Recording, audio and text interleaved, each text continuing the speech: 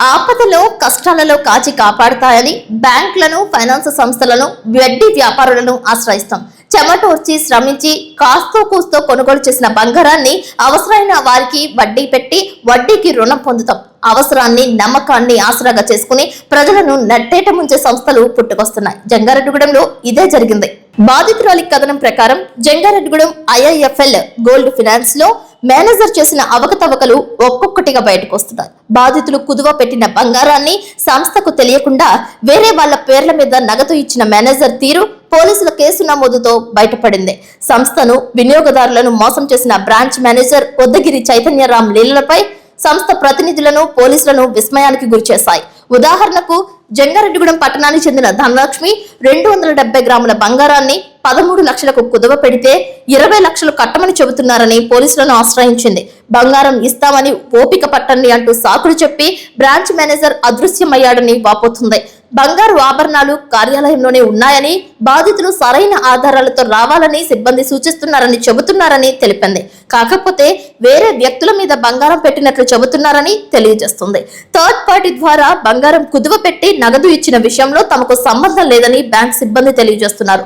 అదృశ్యమైన మేనేజర్ అందుబాటులోకి వస్తే తప్ప స్కామ్ వివరాలు పూర్తిగా తెలియవని చెప్పుకొస్తున్నారని పేర్కొంది. ఫిబ్రవరి 3వ తేదీన జరిగిన ఈ ఘటనపై పోలీసులకు IIFL సిబ్బంది పోలీసులకు ఫిర్యాదు చేసినట్లు తెలిపారు. ఈ నెల 22వ తేదీన పోలీసులకు బాధితురాలు ధనలక్ష్మి ఫిర్యాదు చేయడంతో పోలీసులు కేసు నమోదు చేసి దర్యాప్తు చేస్తున్నారు. ఈ విషయమై IIFL ఫైనాన్స్ సంస్థకు వెళ్లి మీడియా ప్రతినిధులు వివరాలు కోరగా తమ పై అధికారులు మాత్రమే దీనిపై వివరాలు ఇవ్వాలని తెలిపారు. పై అధికారులను సంప్రదిస్తే ఎవరో ఒకరు ఈ సంఘటనపై వివరాలు చరవాణి ద్వారా పంపిస్తామని చెప్పి పంపకుండా మానేయడంపై సర్వత్రా అనుమానాలు వ్యక్తమవుతున్నాయని పలువురు పేర్కొంటున్నారు.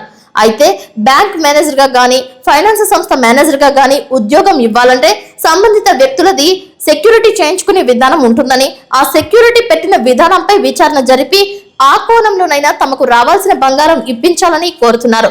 థర్డ్ పార్టీ వ్యక్తుల నుంచి లావాదేవీలు జరిపినప్పటికీ గోల్డ్ విడిపించిన రోజే వేరే వ్యక్తుల మీద తాకట్టు పెట్టడం, తొలుత ఎవరైతే తాకట్టు పెట్టుకున్నారో వారి అకౌంట్ లోంచి తాకట్టు పెట్టుకున్న వారి అకౌంట్ లోంచి అదే రోజు వద్దగిరి చైతన్యరామ్ అకౌంట్ లోకి నగదు జమ కావడం, సంబంధం లేని వ్యక్తుల పేరు మీద బంగారం తాకట్టులో ఉండటం అనేక ప్రధాన అంశాలు ఈ మిస్టరీలో దాగి ఉన్నాయని ప్రజా సంఘాలు వాపోతున్నాయి.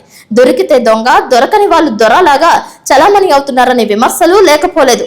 IIFL సంస్థలో బ్యాంక్ చైతన్యరామ్ ఒక్కడే ఇలా చేశాడా లేక మిగిలిన వారి పాత్ర కూడా ఏమైనా ఉందా అనేది పెరుమాళ్ళకి ఎరుక. నాగరాజ్ ధనలక్ష్మి, మాది జంగారెడ్డిగూడెం. నాకు 2 ఆడపిల్లలు.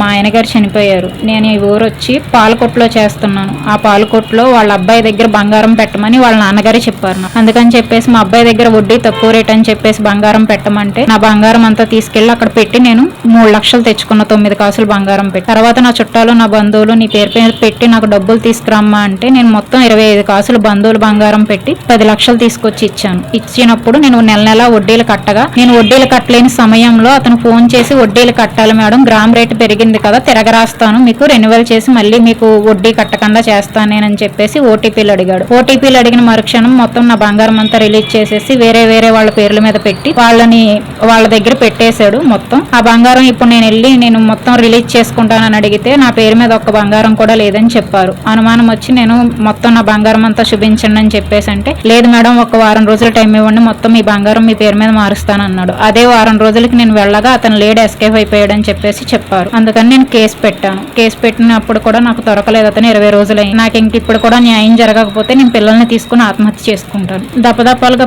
9 కాసులన్నీ 3 లక్షలకు పెట్టాను. తర్వాత 25 కాసులు దపదపాలుగా నేను 10 లక్షలకు పెట్టాను. ఇప్పుడు నేను పెట్టిన 13 లక్షలు కాక 7 లక్షలు ఎక్స్ట్రా కట్టమంటున్నారు. అడిగానండి, ఎందుకు 7 లక్షలు అంటేని మీ పేరు మీద లోన్ అంతే ఉందని చెప్పేసి అన్నారు. అసలు నా పేరు మీద బంగారమే లేదన్నారు. అంత లోన్ ఎలా కనిపించిందని అడిగితే మీది ఎవరెవరి పేరు మీద ఉందో చెప్తే మేము చూస్తామని చెప్పేసి వాళ్ళ పేరు మీద చూపించగా 7 లక్షలు ఎక్స్ట్రా లోన్ ఉంది మేడం, 20 లక్షలు తీసుకొస్తే మీ బంగారం మీ పేరు మీద పెట్టేస్తామని చెప్తున్నారు.